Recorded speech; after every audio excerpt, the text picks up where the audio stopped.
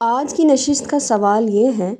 کہ شوہر اپنی کن عادات کی وجہ سے ازدواجی زندگی کا سکون برباد کرتا ہے۔ تو آج ہم ان پہلوؤں پر اور ان عادات پر روشنی ڈالنے کی کوشش کریں گے کہ جن عادات کی وجہ سے ازدواجی زندگی کا سکون برباد ہو جاتا ہے۔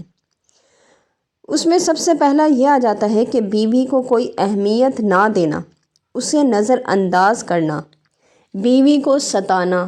طعنے دینا، گالیاں دینا، ظلم و زیادتی کرنا، اس کی ضروریات کا خیال نہ رکھنا اور اپنے اہل و عیال پر خرچ کرنے میں بخل سے کام لینا۔ اسی طرح دوسری ایک عادت یہ ہے کہ شوہر کا ہر وقت بیوی کو یہ کہتے رہنا کہ تم خوبصورت نہیں، تم میں فلاں نقص ہے، فلاں خامی ہے، وغیرہ وغیرہ، اس لیے میں دوسری شادی کر لوں گا۔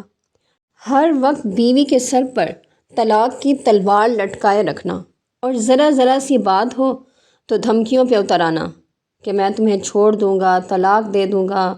یہ کر دوں گا، وغیرہ وغیرہ، اسی قسم کی بہت ساری دھمکیاں، طعنے اور خوف۔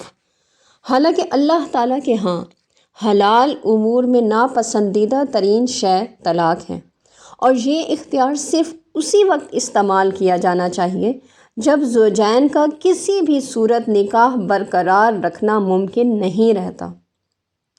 اسی طرح ایک اور بری عادت یہ ہے کہ بیوی کی کسی بھی غلطی اور کوتاہی پر دوسروں کے سامنے ہی اس کی تذلیل کر کے اس کی عزت نفس کو مجروح کرنا۔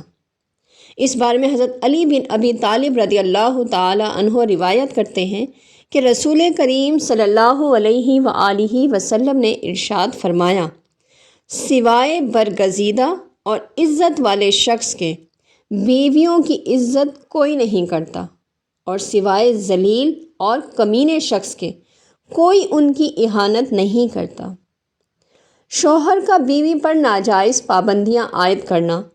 اس کے کام میں نکتہ چینی کرنا اور ہر وقت شک کی نظر سے دیکھنا، یا پھر بیوی پر الزامات لگانا، یا دوسروں کی وجہ سے اپنی بیوی سے جھگڑا کرنے سے بھی ازدواجی زندگی کا سکون تباہ برباد ہو جاتا ہے۔ قرآن حکیم میں ایسے ہی لوگوں کے بارے میں ارشاد فرمایا گیا ہے، اور جو لوگ پاک دامن عورتوں پر بدکاری کی تہمت لگائیں پھر 4 گواہ پیش نہ کر سکیں تو تم انہیں سزائے قذف کے طور پر 80 کوڑے لگاؤ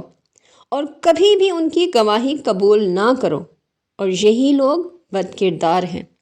یہ سورہ نور کی آیت نمبر 24 ہے۔ اسی طرح جب بیوی مسکراتے چہرے کے ساتھ خاوند کا استقبال کرتی ہے تو شوہر اسے توجہ دینے کے بجائے زندگی کے آلام و مصائب پر، تکلیفوں پر، آزمائشوں پر بات چیت شروع کر دیتا ہے، جس کی وجہ سے اس بیوی کی دل آزاری ہوتی ہے،